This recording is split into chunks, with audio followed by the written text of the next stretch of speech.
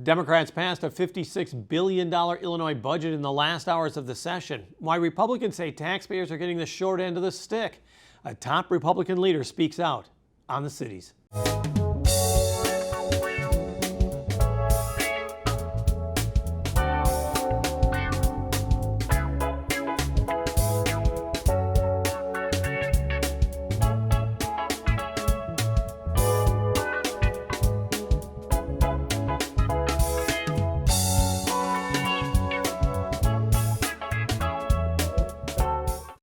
Democrats say the $56 billion budget passed by lawmakers helps make up for revenue lost from cutbacks by a Republican president and a Republican Congress.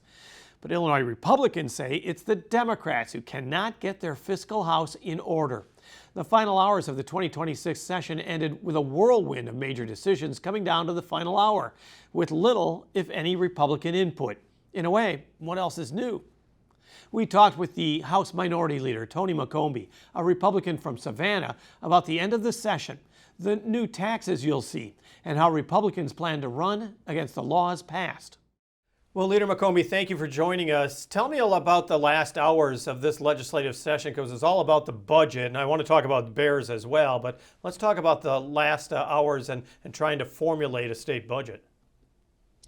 Yeah, very similar to every year since I've been in office. After midnight is when all the action starts. And, it's kind of interesting. I think it was because of all the Bears action or inaction. We had a lot of press in the Dome and really kind of saw how things are and shouldn't be. So, like always, we passed a budget at 4:13 in the morning in the House. But kind of interesting, we passed the budget implementation bill, the revenue, aka the tax bill, the capital bill, all before the budget. So we were certainly backwards. And, once it goes after midnight, it takes 70 votes compared to 60. And last year we saw some issues with Dem votes after midnight. This year they had it all together and all voted. Well, I mean, time and again, you point out that the Republicans, of course, are the minority party and that they don't have that big of a say in the budget. Did your party have more of a say this time around, whether it was during a committee or at any time on the floor? Yeah, I wouldn't say a say. I think the speaker said collaboration, certainly no collaboration, but I will give kudos where they're due. We did have a very high level, the speaker and I, very high level conversation, about 20 minutes, about a month ago. And the day after that, the budgeteers in the House, the Republicans and Democrats, sat down and had a lengthier conversation, just really talking about, some priorities, how the process is going to go. And then we didn't hear anything again until Sunday of the budget, so May 31st. But I'm not going to disregard that because we sat down with, well, I wasn't there, but our budgeteers sat down with staff and the House Dem staff. And that is very beneficial for our staff to try to get a handle. The staff really get, run through the ringer on this process, there for 2-3 days, getting about 6-7 hours of sleep. So I am thankful for that at least, but there is a better way to do this.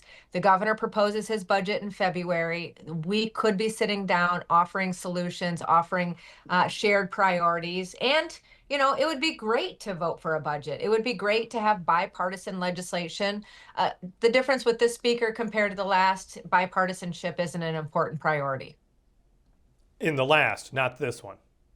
Correct. Okay, I just wanted to clarify that. I mean, because the days of Madigan, I think, is what you're referring to, are gone. So, I mean, do you notice that? I mean, how do I say that? The shadow of Speaker Madigan is somewhat out of the legislature now?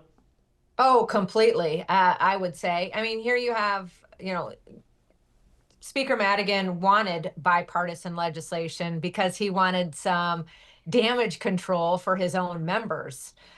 Today, we're under a unwritten rule of 60, meaning any piece of legislation that comes forward has to have 60 Democrats before it comes to the House floor.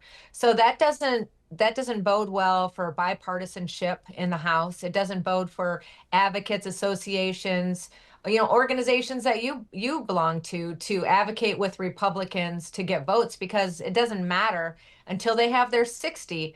So it just kind of puts everybody in an awkward position, adds to the divide in the House, which is really unfortunate. Now, you did say that you were looking for a shared agreement on the budget. What would you say one of the biggest ones was? I mean, we're talking about a $56 billion budget, some 3,900 pages that were delivered to you by the end of the weekend. Is there any shared budget agreement that you were pleased made it? Certainly, some of our priorities that were met as well as with the Democrats is the pension payment was paid. That's extremely important with the outstanding liability that we have there. Fully funding the evidence-based funding model as agreed. Last year, as you remember, 50 million was cut from the property tax grant relief part of that, so that was put back into the budget. Increasing some funding for our those folks that take care of our most vulnerable. That was increased, but in the next breath, it was the rate of pay was increased, but then their decrease of that they decreased the hours they could work. So it really wasn't a pay raise.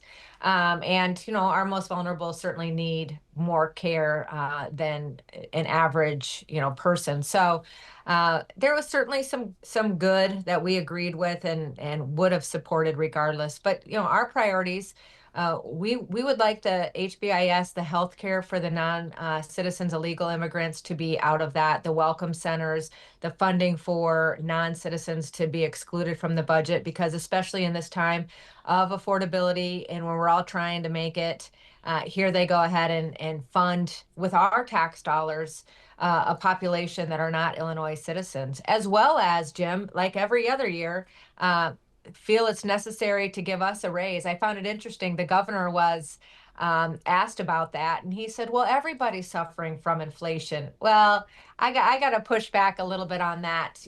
Maybe if we weren't taking a a pay raise and the Democrats were passing pay raises, that would go over a little bit better, but not in this case. Well, let's also talk about an estimated $800 million in new taxes. Taxes on social media companies based on the number of users, digital assets, fantasy sports, tobacco, sports betting. Is this a proper way to raise revenue? I mean, if you're going to increase taxes, is this not the way to go? No, and I think we need to quit talking about increasing taxes. Let's give that a pause. This will be the third, well, every year since the governor's been in, but the last 2 years was $1 billion, $1 billion, and this year is 800 million. So $2.8 billion in just 3 years of nickel diming. It was interesting. The Senate president said no working families or humans were going to be taxed. And he's talking about the social media, the fantasy, the digital, the prediction markets. But Jim, you and I both know humans are the users of those, and those fees and taxes are just going to be pushed down to the users. So it certainly is a tax for us. It might not be a tax for me because I don't get on the prediction markets or bet on fantasy sports or play in the crypto world. But it is going to be on others, and it just ends up getting passed. We need to really look at more of a structural way to reform how we collect taxes, how we pay taxes, and quite honestly, how we grow our state. Because the more people that leave Illinois, the less people that are here to pay the bill. That is not going down. Well, and the other argument for Republicans is also if you have that many taxes in Illinois, it doesn't attract business as well. I mean, are you worried about that climate still? Oh, for sure. I'm just kind of looking on my sheet here. I always keep it on my billboard, but we are one of the highest states for overall taxes. So certainly that is always a concern. And as people get older and look to retire, and you put that into the Google machine to try to figure out where is the best place for you to retire, Illinois is at the bottom, and at one time was at the top.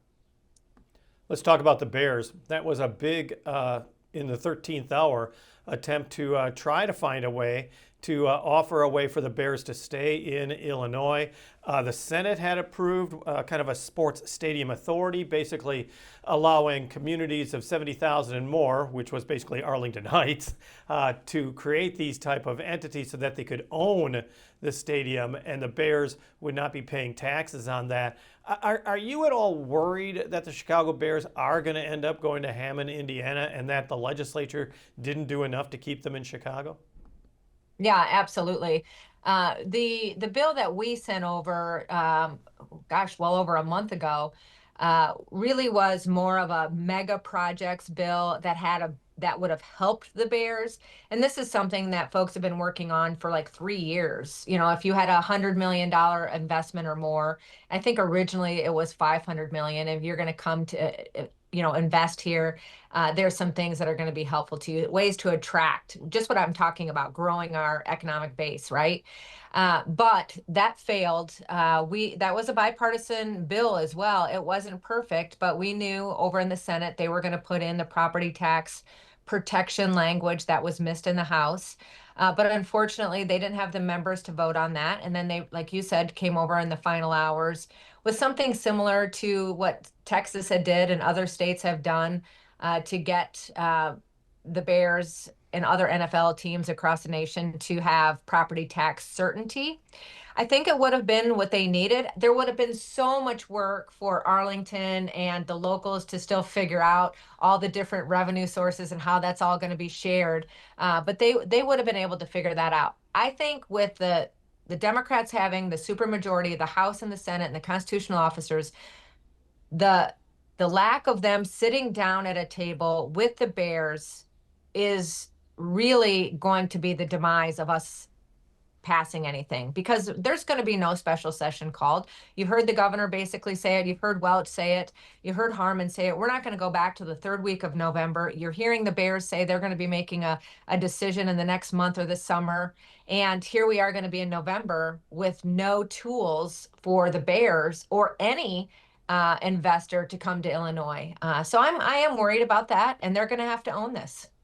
Does it bother you when you have sports teams like this that are basically saying, look, we need money or we're out the door? And taxpayers look at that and go, wait a second, these are businesses that make billions of dollars. Yeah, they just want certainty. They don't necessarily are looking for a handout. I mean, Indiana's given them a pretty good deal. I don't think that they were asking for that deal, and they certainly were not going to get that from Illinois, and they knew that. But to build a huge stadium like that and to possibly be uh, taxed at this, we're the second highest property tax in the nation, to have, $30 million or $300 million, whatever the case may be for their property tax payment. Why would they build there and invest there? They wouldn't. So I think to have that certainty, I don't think is unrealistic at all, regardless of big corporations or little companies. And Let's we talk have about TIF it. districts. That's very true. Let's talk about education, though. I wanted to pivot to that real quickly.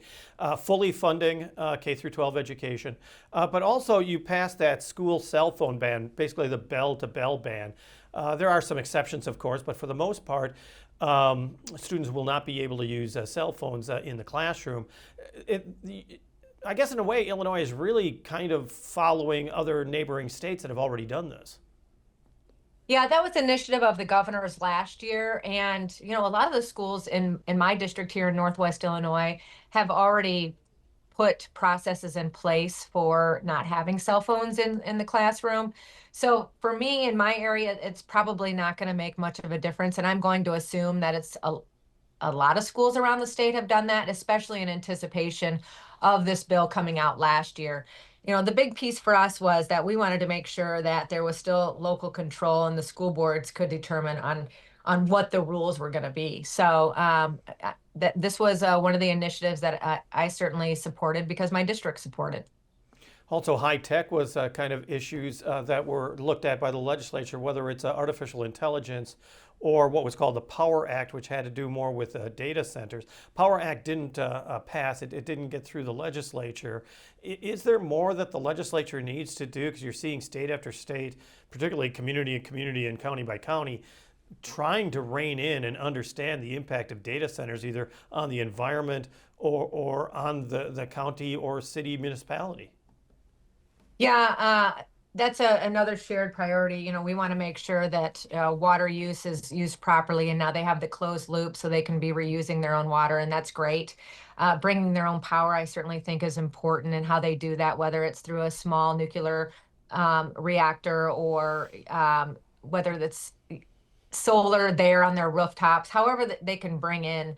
Certainly they take a lot of power and is a concern, but a big piece of all of that is zoning and just the uncertainty. Now, the data center incentive was froze, but it was not removed. Those dollars were not removed from the budget. So that could still come back because other states are doing that. If the governor really wants to take energy generation, work with the Clinton nuclear plant to get that other reactor up, take away the closure dates for the coal and the natural gas that are, that were passed in CEJA.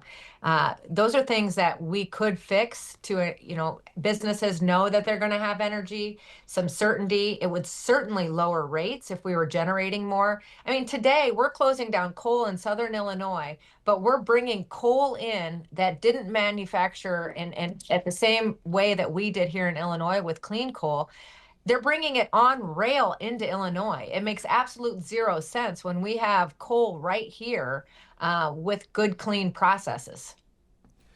Let's talk about the end of this session. If you were to give yourself and the legislature a grade, what would you say? I mean, how did this session compare to the last?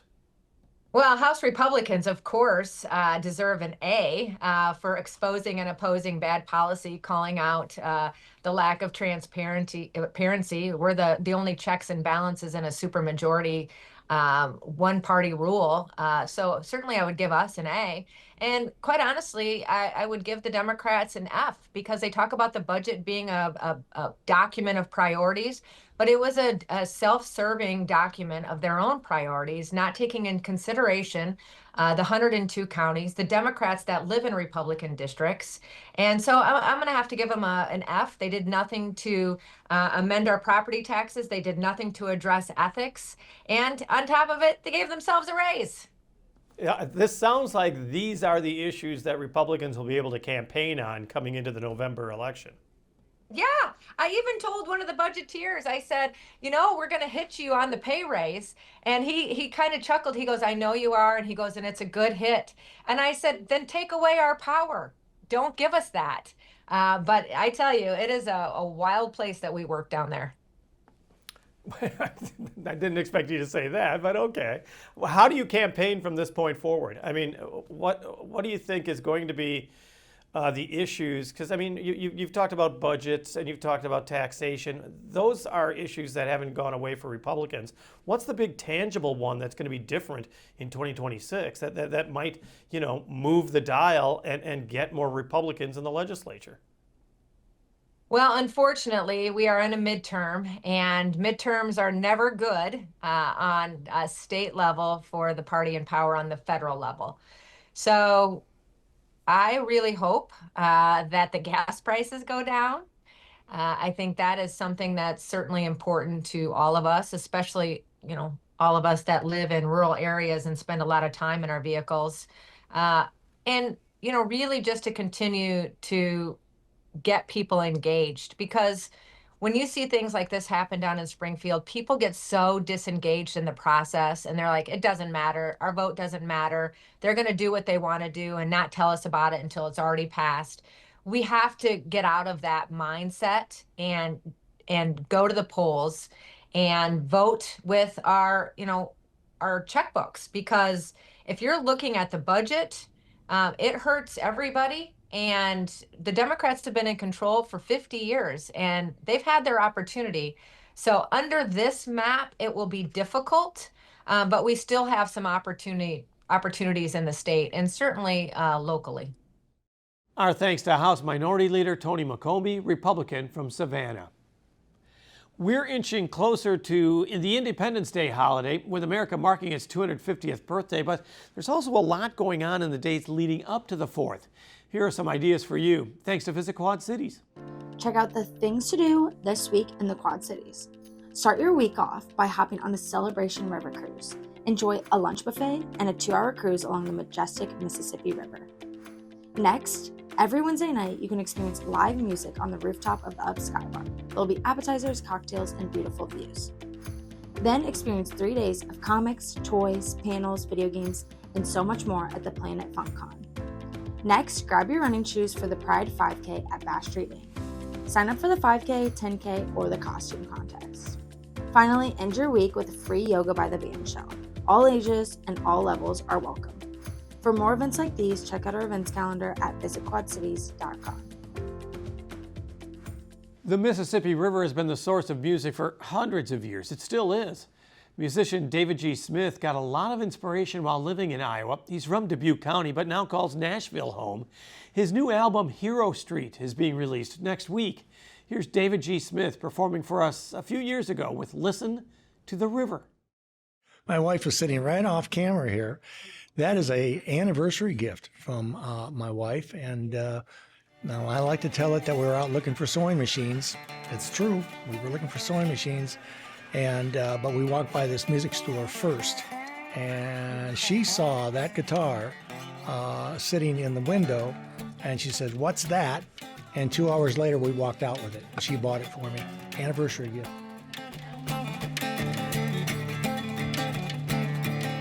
A Blue Jay was a friend of mine. He used to sing to me all the time. There was his reputation, but then again, he used to sing to me and I'd sing to him. Well, I'm down here by the river, I sit beneath a tree. I'm gonna listen to the river, the river gonna talk to me.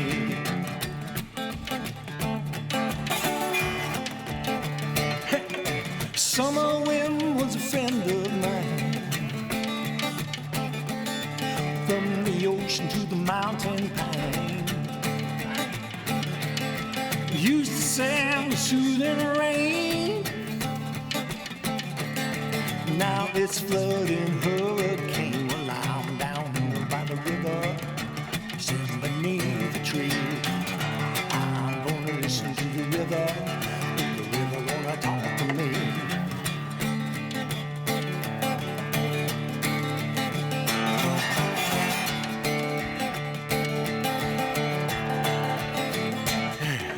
Mother Earth was a friendly face,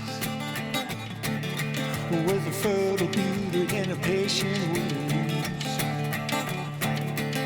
I throw a seed from a burlap sack. You know, I gave to her and she gave back. Well, I'm down here by the river. I wrote that song, goodness, a long time ago. I don't want to date myself. Many years ago. It's about our environment, kind of some of the things that maybe it was just a prescient moment I had when I wrote it, you know, again, 20, 30 years ago, about what's going on these days. And so it's, you know, to keep it short, it's about environment, and it's about, I guess, climate change and some of those things. Well, I'm down here by the river, sitting beneath the tree. I'm gonna listen to the river gonna talk to me. Well, I'm down here by the river, sitting beneath the tree. I was gonna listen to the river, but the river won't talk. The river won't talk to me.